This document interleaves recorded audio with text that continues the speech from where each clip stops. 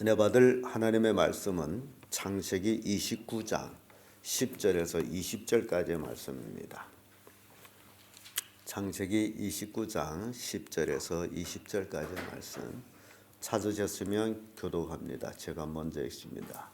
야곱이 그 외삼촌 라반의 딸 라헬과 그 외삼촌의 양을 보고 나아가서 운물 아구에서 돌을 옮기고 외삼촌 라반의 양떼에게 물을 먹이고 그에게 자기가 그의 아비의 생지리요 리브가의 아들됨을 고하였더니 라헬 달려가서 그 아비에게 고하매 라반이 그의 생지리라 어디서 보고 달려와서 그를 용접하려 하고 입맞추며 자기 집으로 하였더니 야곱이 자기 모든 일을 라반에게 고하더니 라반이 가로되 너는 참으로 나의 골육이로다 하였더라. 야곱이 한 달을 그와 함께 거하더니 라반이 야곱에게 이르되 네가 비로소 나의 길이나 어찌 그도에 내려가느냐 어찌 부적을 어떻게 할지 내게 말하라. 라반이 두 딸이 있으니 형의 이름은 레아요 아우의 이름은 라헬이라. 야곱이 라헬을 연애함으로 대답하되 내가 외삼촌의 작은 딸 라헬을 위하여 외삼촌에게 7년을 봉사하리이다. 라반이 그에게 그를 내게 주는 것이 내게 주는 것보다 나으니 나와 함께 있으라. 다 같이 야곱이 라헬을 위하여 7년 동안 라반을 봉사하였으나 그를 연애하는 까닭에 7년을 수일같이 여겼더라. 아멘. 이 말씀으로 성숙해가는 야곱 이런 제목으로 말씀을 나누겠습니다. 야곱은 이제 남성 성격을 가지기보다는 오히려 여성 성격을 가졌고 어머니 옆에서 이제 생활을 합니다. 그러다가 결국 에서의 보복을 피해서 제 외삼촌 집으로 가게 됩니다. 그 야곱이 외삼촌 집 오기까지는 그에 대한 기록은 별반 없습니다. 그래서 다만 조용한 사람이었다. 에서는 들사람으로서 사양을 즐겼다. 에서는 어떤 의미에서는 야곱보다 더 적극적인 삶을 살아가지고 이방 여인들을 취해서 결혼도 하고 어찌 보면 인생을 아는 것 같고 야곱은 인생에 대해서 모르는 것 같기도 하고 그래서 야곱은 나이 40이 넘도록 결혼을 하지 않았던 모습을 봅니다. 그러다가 그가 형의 얼굴을 피해서 외삼촌 집으로 향했고 거기서 그의 삶이 어머니 옆에 있을 때보다 많이 변해가는 모습을 봅니다. 어머니 옆에 있을 적에는 미숙이라고 할까요? 모든 것이 어머니가 그를 모든 일을 해줘야 됐고 그러나 이제 어머니를 떠나서는 그를 도울 사람은 아무도 없습니다. 모든 것을 스스로 해나가야 되는 그런 독립적인 그런 삶을 살게 되는 모습을 봅니다. 그래서 자식은 부모를 떠나야 성숙되는구나라는 그런 개념도 가지게 됩니다. 성숙해가는 야곱 그 첫째가 리아를 만납니다. 10절에서 11절의 말씀인데 11절의 말씀 보면 그가 라헬에게 입 맞추고 소리내어 울며 이런 말씀이 있죠. 라헬을 만납니다. 하나님께서 우리 인생의 인도자가 되어주는 그런 것들을 이제 성경을 통해서 보게 되는데 내가 혼자 가는 것 같지만은 결과적으로 하나님이 인도하고 있다라는 사실입니다. 창세기 24장 5절에 보면 여호와께서 길에서 나를 인도하사 내 주인의 동생 집에 이르게 하셨나이다.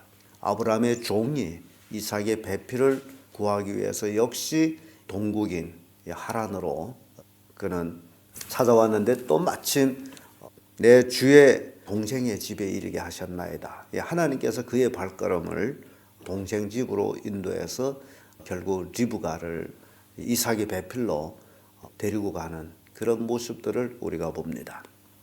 그래서 잠언 16장 9절에 보면 사람이 마음으로 자기 길을 계획할지라도 그 걸음을 인도하시는 자는 여호와시니라 라는 말씀.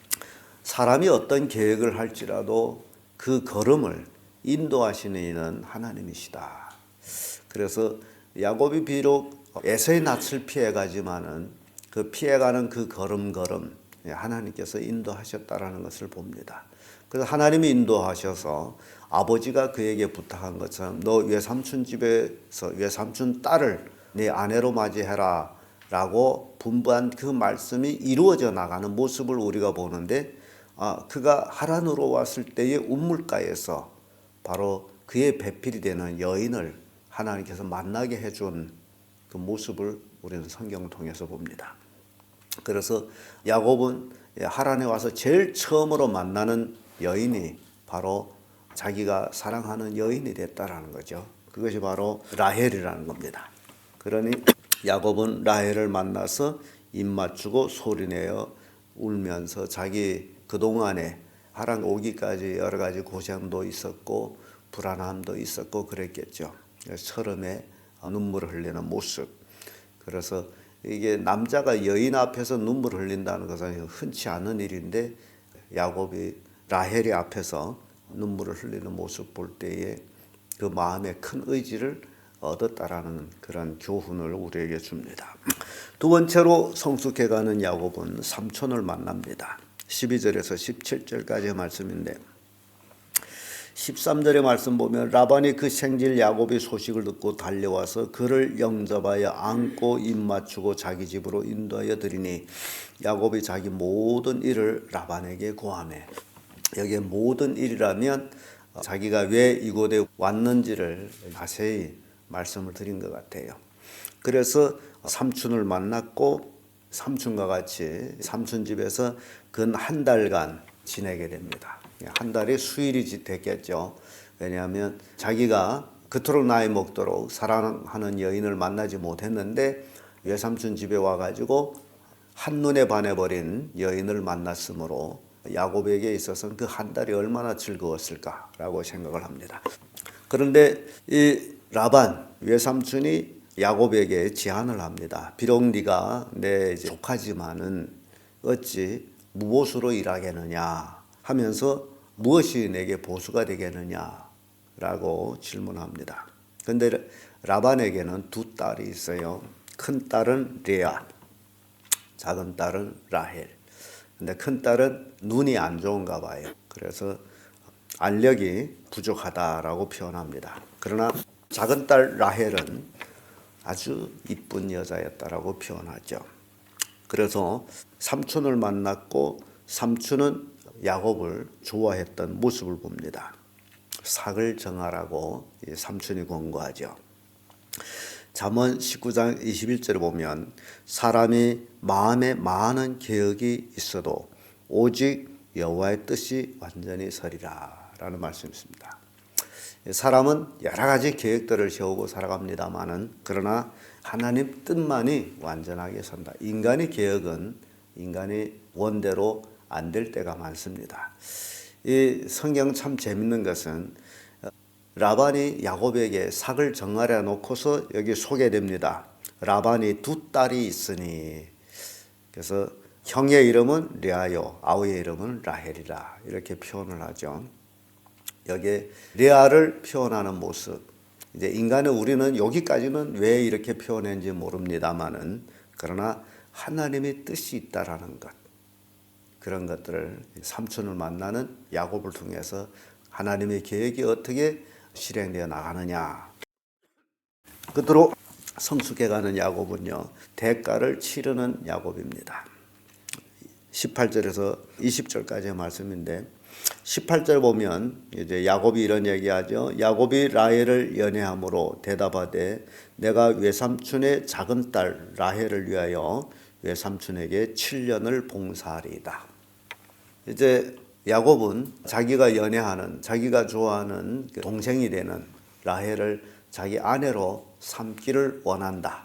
그래서 삼촌, 내가 삼촌을 위해서 7년 동안 일하겠습니다. 지금 우리가 여기서 생각해야 될 것은요, 이 야곱은 외삼촌 집으로 올 때 혈혈단신입니다. 막대기 하나 들고 간 사람입니다. 광야길을 가기 위해서는 막대기가 필요했습니다. 그래서 야곱은 아무것도 없는 사람이에요. 거지라고 하면 거지예요. 급히 형 얼굴을 피해서 왔기 때문에 그는 막대기 하나 들고서 외삼촌 집에 왔습니다. 그래서 외삼촌의 딸을 아내로 맞이하기 위해서는 거기에 상응한 대가를 지불해야 됐어요. 그래서 야곱은 내가 7년을 삼촌을 위해서 봉사하겠습니다. 7년 동안 무보수로 일하겠습니다. 그런 얘기. 그랬더니 라반이 하는 얘기가 내 딸을 다른 사람에게 주는 것보다 내게 주는 것이 낫다. 그러면 그렇게 하라. 그렇게 되죠. 그러니까 여기에서 야곱이 성숙해 가는 뭔가를 대가를 지불하고 자기에 관해서 책임지려고 하는 모습을 봅니다. 이게 남자로 탈바꿈하는 모습을 보죠. 그래서 야곱은 라헬을 사랑함으로 그 7년을 수일로 여겼다. 그렇게 표현합니다. 이때 나이를 우리가 생각해 볼 때에 예를 들어서 에서가 40세에 결혼했다. 에서의 결혼을 기록하고 있으므로 40세에 결혼했는데 야곱은 그때까지 결혼을 안 했습니다. 그리고 에서가 결혼한 후에 이삭이 장자의 축복을 하는 그 내용들이 있습니다. 그렇다면 에서가 결혼하고 3년 후에 되는지 몇 년 후에 되는지는 그건 자세하게 모릅니다만은 그러나 그 사건이 있고 나서 야곱은 에서의 얼굴을 피해서 외삼촌 집으로 갑니다. 그러면 야곱이 외삼촌 집으로 갈 때의 나이가 최소 45 좌우는 된다라는 사실이죠. 아니면 50살 됐든지 기록이 없으므로 뭐라고 얘기할 수는 없습니다. 그러나 그가 그 나이에서 7년을 일한다면 그러면 50살이라게 되면 57살이 되죠. 43살에 떠났다면 그가 50살이 되고요. 그때에 7년이나 일하고 나서 결혼하게 된다는 사실이죠. 그리고 또 7년을 일합니다. 그러면 이제 야곱의 나이가 이제 50, 60 그 좌우가 됩니다. 그리고 6년을 또 삼촌을 위해서 일합니다. 그러니 야곱이 삼촌을 위해서 일한 것은 근 20년을 삼촌을 위해서 일하게 됩니다. 그러면 야곱의 나이 7, 80세 돼가지고 외삼촌 집을 떠나오게 된다.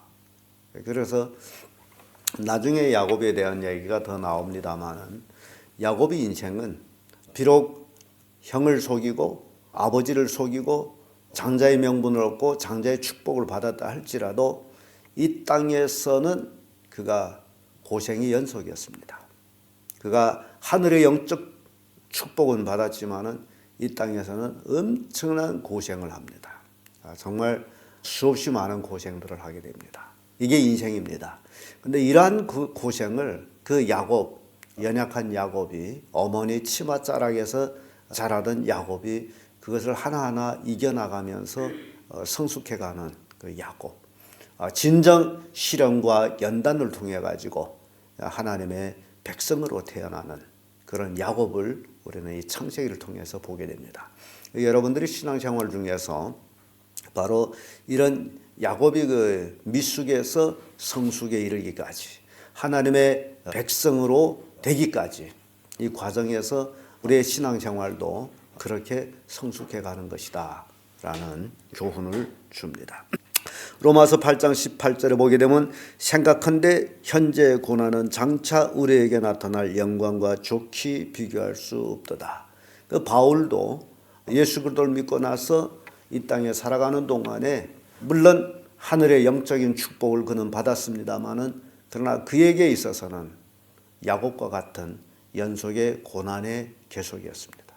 그래서 오늘날 우리가 신앙생활하면서 꼭 명심해야 될 것은 많은 사람들이 하나님 믿으면 복을 받는다, 뭐가 어떤다 그런 얘기를 많이 하는데 성경에서는 물론 복을 받는 건 사실입니다만 그러나 복 받기까지는 그 많은 연단과 고난을 이겨나가야 되는 그런 과정이 있다라는 사실입니다.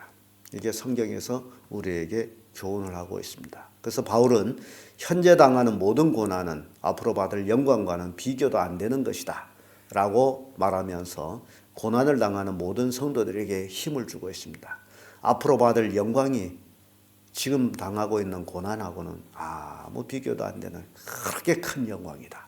그래서 그걸 바라보는 참 그리스도인들은 이 땅에서 당하는 모든 고난을 묵묵히 이겨나가되 심지어 순교까지 당하는 그런 성도들이 있다라는 사실입니다. 앞으로 받을 영광을 위해서 이 땅의 모든 고난을 감수하는 것이 그리스도인이다. 야곱을 통해서 그런 것들을 우리가 느끼게 됩니다. 기도하겠습니다.